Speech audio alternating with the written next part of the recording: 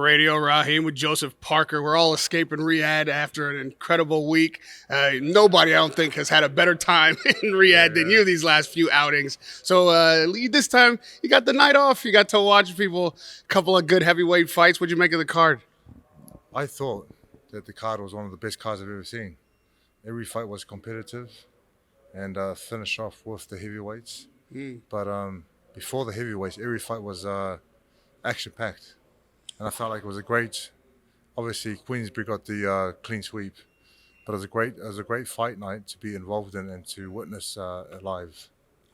Who was the standout for you? I mean, all the Queensbury fighters did so well, but which one stood out? For me, every fight was a great fight, but for me, Daniel Dubois sort of surprised me. I thought Hrgovic was the favorite going into the fight, and I thought he did start off very strong, but Daniel Dubois was consistent, persistent, applied pressure, and he got the win in the end, and I think that was one of the biggest wins of his career. Well, it's going to definitely set him up for one of the biggest, if not the biggest fight of his career, in fact. I mean, Anthony Joshua at Wembley with the IBF title on the line, which we're expecting. Joshua's on a good run, new trainer. Dubois on a good run, fairly new trainer. When these collide, what do you see happening? Listen, if they do collide in September, Wembley Stadium, I see Dubois being the underdog. And he looked very good against Hergovich, but Joshua is the favorite going into that fight. So we'll see what he can bring to a bigger and a better challenge.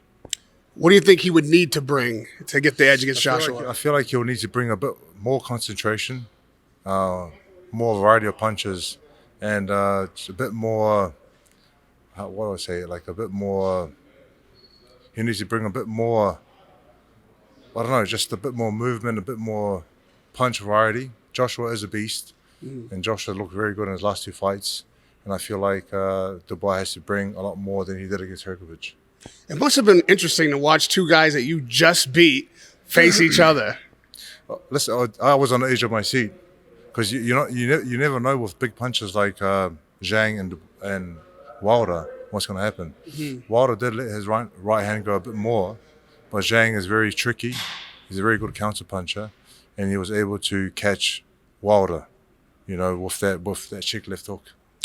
What was Wilder not doing that you did, or what should he have done that you did that got him essentially knocked out at the end? I feel like with Wilder, they worked on a lot of things, but with Zhang, you have to move a lot more. And instead of like parrying the punches and parrying and sort of trying to set it up, you have to jab up, jab down, jab, and show a bit more movement, which Wilder didn't show. But Wilder did let his right hand go, but Zhang was able just to overcome that. I mean, he took it well, Zhang, and just kept working. So having faced both, who's got the bigger punch? For me, Zhang got the bigger punch because he landed 2 clean shots on me and dropped me twice. But I thought Wilder would get the upper hand because of Zhang's upper body movement wasn't the best. But he showed that he's very tricky with his hands and he's able to neglect everything that was coming towards him, and he was able to counter off that.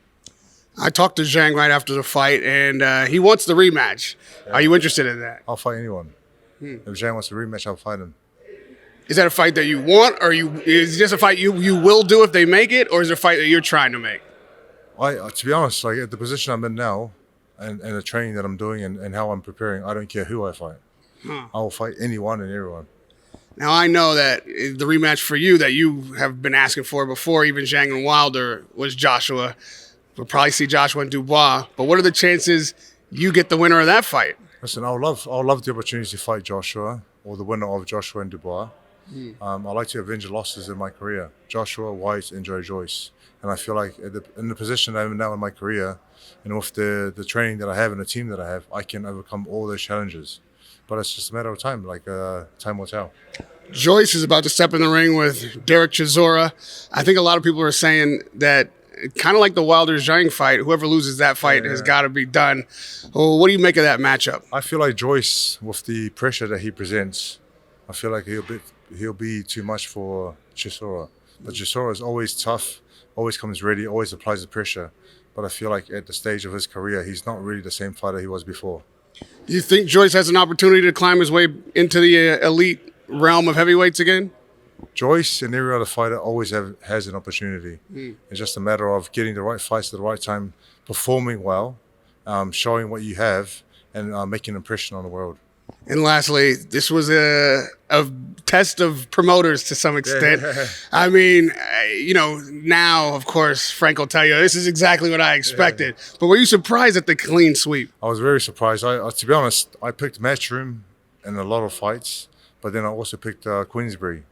And I was sort of on the fence on both teams. And very happy and congratulations to Queensbury because they had a clean sweep. And they showed how tough the team is. Well, they say they might get a rematch going. Are you going to beat Team Queensbury next time out? Team Queensbury, Team Matchroom, I'll fight anyone, any day, anytime. Bring it on. Bring it on. And nobody has brought it like Joseph Parker in Saudi. Amazing couple of times out, and we can't wait to see you do it again somewhere, if not in Riyadh. Radio Rahim with Joseph Parker.